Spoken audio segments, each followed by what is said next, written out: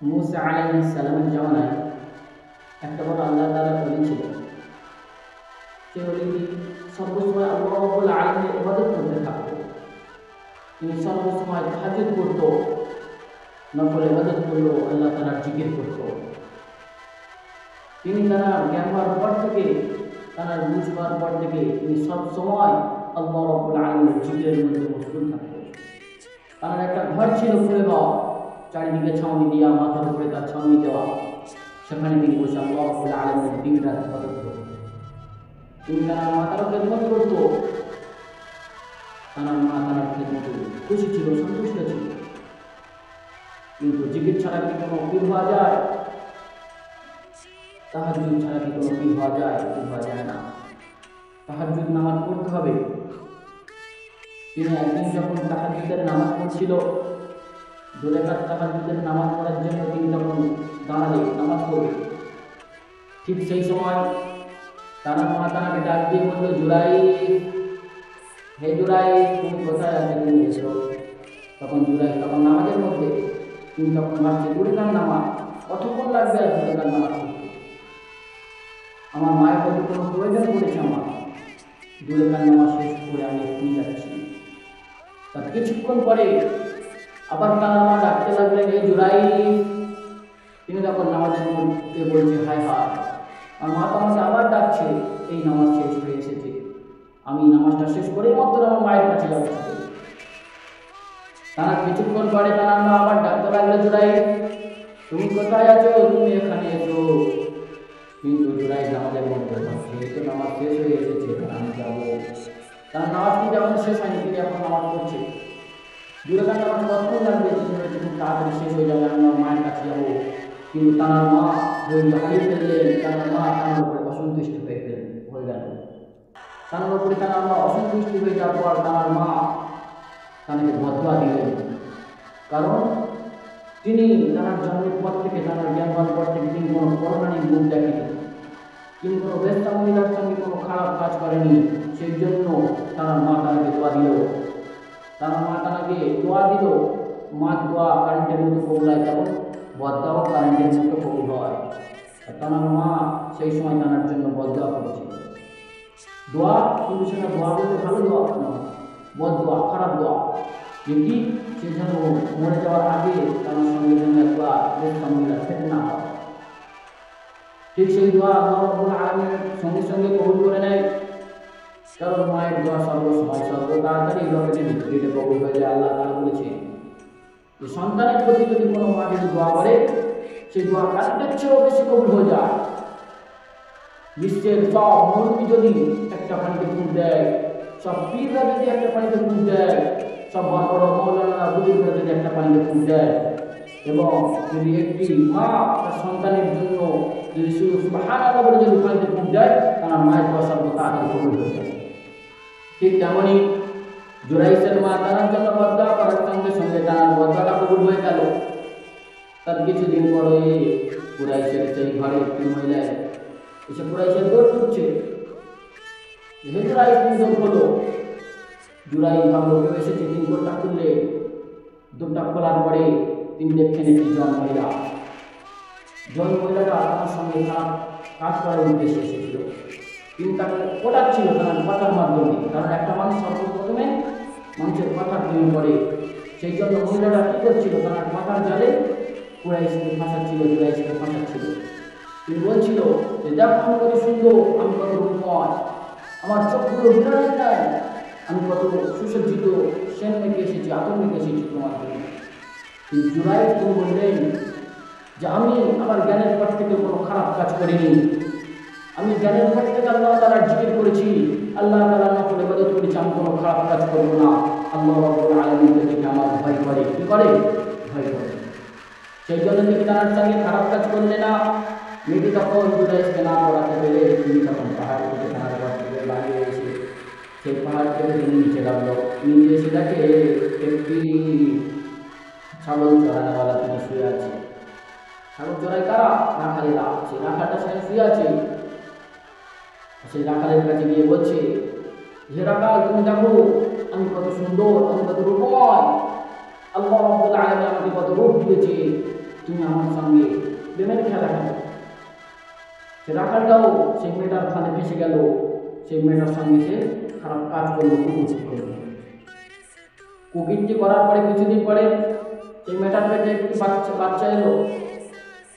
সেই মেয়েটার পেটে একটি বাচ্চা আসার পরে যখন বাচ্চাটি যখন 3 মাস, তখন সব লোক দেখে বলছে যে হ্যাঁ এই মহিলা, তোমার তো এখন বিয়ে হয়নি, তবে তোমার পেটে বাচ্চা কোথা থেকে এলো? তখন মহিলার বেরোনে সেই কুমতলব চলে এলো। সে তখন ভাবলো যে আমি জুরাইশের সঙ্গে খারাপ কাজ করতে চেয়েছিলাম, সে আমাকে খারাপ কাজ করতে চাই, আমি ওকে ফিরিয়ে দেবো। সে তখন সব মানুষের সামনে বলে দিল যে এই সন্তানের বাপ হচ্ছে জুরাইল, সে আমার সঙ্গে খারাপ কাজ করেছে, এই সন্তান হচ্ছে তার। তখন গ্রামের লোকরা ভাবলো আমরা তাকে এতদিন ভালো মনে করতাম, সে আমাদের সামনে ভালো হয়ে থাকতো, আর রাতের বেলা খারাপ, রাতের বেলা তো খারাপ কাজ করতো, তার বাইরে এত চিকন চাকনের ভিতরে এত ময়লা, আমরা জানতাম না। আমরা তার কাছে পানি পুরাতাম, তার কাছে আমরা কত ভালো মনে করেছিলাম, ভালো মনে করে যেতাম, আর সে এত খারাপ কাজ করলো। সবাই মিলে লাঠি নিয়ে যে যা করেছে তাই নিয়ে তার কাছে দৌড়ে গেল, গিয়ে তারা ঘর ভেঙে, যেই ঘরটায় চিনি ইবাদত করতে সেই ঘরটা ভেঙে চুরমার করে দিল। ভেঙে চুরমার করে দেওয়ার পরে তারাকেও ধরে মারতে লাগলো। তিনি শুধু একটি কথা বলছে কি, আমি কি দোষ করেছি আমাকে মারছি কেন, তোমরা একটি পারবো? তারা তাকে আবার ধরে মারতে লাগলো, তারা মেরে তার গায়ে রক্ত বার করে দিল। তারপরে জুরাইল বলছে আমাকে কেন মারছ, আমাকে একটি বার বলো। তারা বলে তুই যা অন্যায় করেছি তোরা আমরা পতন করবো। তাই জুরাইল তিনি এই কথা শুনে মাত্র বললেন যে আমি কি করেছি, তোমরা শুধুমাত্র একটিবার বলো যে আমার অন্যায়টা কি, তুমি কি অন্যায় করেছি? তখন গ্রামের সব মানুষরা বলতে লাগলো যে তুমি এই মহিলাটার সঙ্গে খারাপ কাজ করেছো কেন, তুমি এই মহিলাটার সঙ্গে অবৈধ কাজ করেছো, ফেতনা করেছো তুমি। তখন জুরাইল বলল ঠিক আছে। তানার মাথায় সেই সময় ঢুকে গেল যে তিনি এক সময় নামাজ পড়ছিল, তার মা তানার জন্য বদদোয়া করেছিলেন, হয়তো এই বদদোয়া আল্লাহ তাআলা কবুল করে নিয়েছেন, এটাই তার ফল। তাই তিনি আজ এখানে ফেসে গিয়েছেন এই কাজে। তিনি তখন তাদেরকে বলল যে তোমরা আমাকে মেরে ফেলবে, কতল করবে, ঠিক আছে, শুধুমাত্র আমাকে 2 রাকাত নামাজ পড়তে দাও। তিনি তখন 2 রাকাত নামাজ পড়তে শুরু করলো। তিনি যখন সেজদায় উঠে পড়লেন, তখন কেঁদে তিনি তার জয়নামাজ ভিজিয়ে দিলেন এবং বলছেন যে রব্বুল আলামিন, তুমি যদি এক হয়ে থাকো, তুমি যদি সর্বশক্তির অধিকার হয়ে থাকো, তোমার কাছে যদি সব শক্তি থাকে, তাহলে তুমি আদম আলাইহিস বিপদ থেকে বাঁচাও। এই মহিলার গর্ভে যে বাচ্চাটা আছে, সেই বাচ্চা যেন কথা বলে, আমি যখন ওকে জিজ্ঞাসা করবো রব্বুল আলামিন, তুমি সেই বাচ্চার মুখ থেকে তুমি সত্য কথাটা বলিয়ে দিও, তুমি সবাইকে প্রমাণ করে দিও যে আমি এই দোষ করিনি, আমি এই দোষের ভাগিদার নই। তিনি তখন এই দোয়া করতে করতে তিনি সেইটার মধ্যে তার জয়নামাজ ভিজিয়ে দিল। জয়নামাজ ভিজিয়ে দেওয়ার পরে তিনি যখন সেইটা থেকে উঠল, সেইটা থেকে উঠে তিনি তখন জিজ্ঞাসা করলেন যে আমি যে এই দোষ করেছি। তখন আল্লাহ রাব্বুল আলামিন জিবরাইল আলাইহিস সালামের মাধ্যমে সেই বাচ্চা দিয়ে কথা বলানো শুরু করে দিল, পেটের ভিতর থেকে বাইরে। শুনুন ভালো করে, বাচ্চাটা কিন্তু বাইরে নয়, পেটের ভিতরেই আছে, গর্ভ অবস্থায়, 3 মাসের অবস্থা। 3 মাস অবস্থায় কিন্তু একটা বাচ্চা ছিল, সে কিন্তু এখন ভালো করে হয়নি সম্পূর্ণ। তারপরে আল্লাহ রাব্বুল আলামিন তিনি সেই বাচ্চাকে দিয়ে কথা বলাতে পারে কিনা, আল্লাহ রাব্বুল আলামিন কি না পারে, তিনি অবশ্যই কথা বলাতে পারে, এমন কিছু না যে তিনি কথা বলতে পারে না। আল্লাহ রাব্বুল আলামিন জিবরাইল আলাইহিস সালামকে দিয়ে সেই বাচ্চাকে দিয়ে কথা বলালো। তিনি ঠিক বলছেন তিনি আমার বাবা নয়, আমার বাবা তো রাখাল। আপনারা গিয়ে দেখুন, এই পাহাড় থেকে নিচে নেমে দেখুন একটি রাখাল চড়াচ্ছে, সে রাখাল গরু চড়াচ্ছে, ছাগল চড়াচ্ছে, সেই হচ্ছে আমার বাবা। সব মানুষ তার কাছে গেল, গিয়ে তাকে জিজ্ঞাসা করলো যেটা কি সত্য, তিনি তখন সত্য যুবকেরা মার দোয়া হোক অথবা বদোয়া, সেটা কারেন্টের মতো কবুল করে নেয় কে? আল্লাহ। সেই জন্য আমাদের সর্বসময় পিতামাতার খেদমত করতে হবে, কারণ পিতামাতা হচ্ছে এমন এক মানুষ যারা আমার জন্য আপনার জন্য নিজের কষ্টটুকু ত্যাগ করে দেয়। তিনি যখন ছোটবেলায় যখন বিছানায় শুয়ে থাকে, তখন আপনি যখন পেশাব করেন, যখন বিছানা ভিজিয়ে দেন, তখন আপনার যেন শরীর খারাপ হয়, সেই জন্য তিনি আপনাকে আপনার মায়ের বুকে করে টেনে নেয়, মার বুকে করে নিয়ে মা নিজের উপরে শুয়ে থাকে, আর বাচ্চা মার বুকের উপরে। কতটা কষ্ট! একটা বাচ্চা যখন একটা মার যখন গর্ভে থাকে, তখন সে ঠিক করে খেতে পারে না, ঠিক করে বসতে পারে না, ঠিক করে উঠতে পারে না। তার সত্ত্বেও কিন্তু সে তার সন্তানের প্রতি নারাজ হয় না, রাগ করে না।